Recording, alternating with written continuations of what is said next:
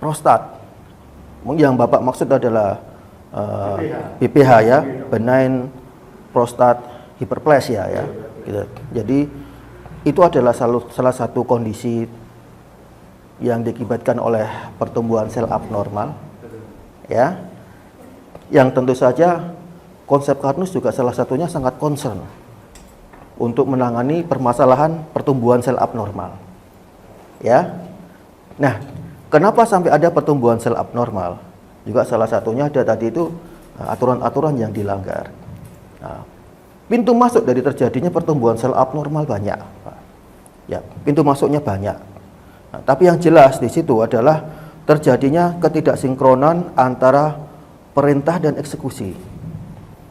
Misalnya begini, salah satu contoh daripada pintu masuk terjadinya pertumbuhan sel abnormal.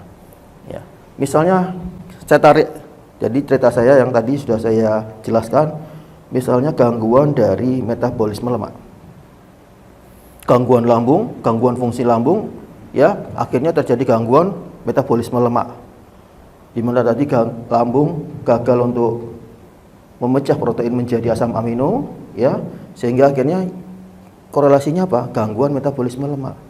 Karena apa? Salah satu yang diperlukan oleh metabolisme lemak adalah enzim lipase dan lipoprotein lipase, ya.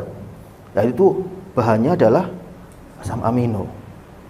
Apabila itu tidak terpenuhi, maka otomatis taruhannya adalah gangguan metabolisme lemak.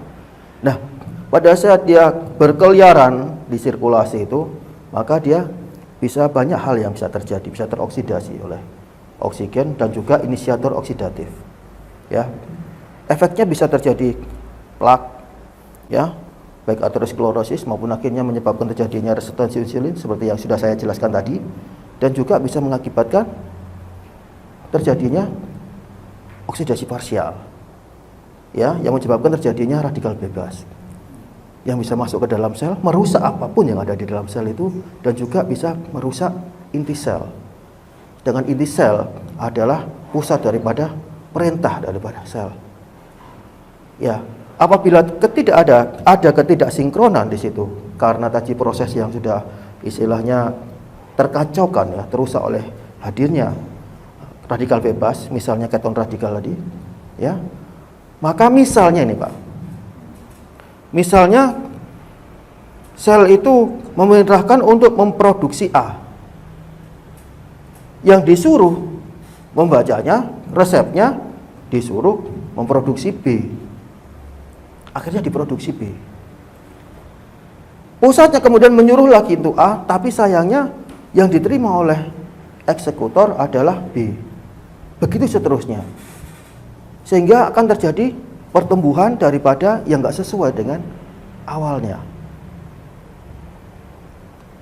Muaranya seperti yang tadi Bapak keluhkan, misalnya terjadi BPH, apapun itu, bisa tumor itu pertumbuhan sel abnormal yang sifatnya jinak, ya, kemudian bisa keganasan, kanker, bisa terjadi penyakit autoimun, bisa kista kemudian endometriosis dan sebagainya. Itu juga salah satunya juga akibat daripada pertumbuhan sel abnormal,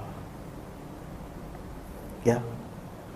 Dan itu yang ditangani oleh konsep Karnus.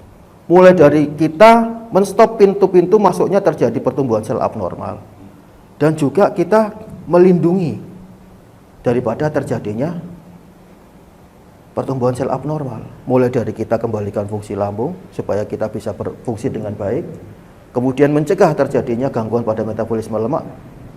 Otomatis, ya, kalau lambungnya bagus, metabolisme lemaknya bagus, ya, otomatis hal-hal yang bisa mencetuskan terjadinya pertumbuhan sel abnormal bisa kita tangani. Nah, apabila itu sudah terjadi pertumbuhan sel abnormal, maka selain kita stop akar permasalahan terjadinya pertumbuhan sel abnormal, maka dengan kita bisa memberikan nutrisi kepada sel-sel di seluruh tubuh kita, termasuk sel-sel di sistem imun, ya, sel-sel sistem imun kita, maka otomatis, ya, tubuh kita yang pintar ini akan juga bisa mengatasi masalah pertumbuhan sel abnormal itu. tubuh kita itu akan mengadakan suatu mekanisme yang bisa menghancurkan sel abnormal yang sudah ada. Ya, melalui mekanisme, banyak mekanismenya. Bisa mempercepat apoptosis. Jadi dia waktu hancurnya, waktu rusaknya, waktu matinya sel itu dipercepat. Dipercepat, Pak. Jadi dia dipercepat, jadi dia langsung hancur. Maupun bisa dimakan oleh sel imun kita, ya. Dimakan, ya. Kalau dia dalam kondisi rusak, maka bisa terjadi kan autofagi dan autolisis pada sel abnormal itu, sehingga dirusak sendiri oleh dia. Dirusak juga dimakan oleh sel imun kita dengan makrofag, dan juga dihambat untuk pembentukan angiogenesis. Jadi yang tempat yang dia memberikan makan itu di stop, sehingga dia akan kelaparan, tidak mendapatkan nutrisi, dan akibatnya akan rusak. Itu salah satu mekanisme yang bisa dijalankan dengan penerapan konsep Carnot. Itu. Jadi jawabannya iya, dengan menerapkan konsep Carnot maka salah satunya bisa bukan hanya mencegah, tapi juga bisa menangani permasalahan seperti itu. Ya, asalkan kita sabar dan konsisten. Karena tujuan kita adalah bagaimana kita bisa merangsang tubuh kita dan mengkondisikan tubuh kita untuk mampu mengatasi permasalahannya sendiri.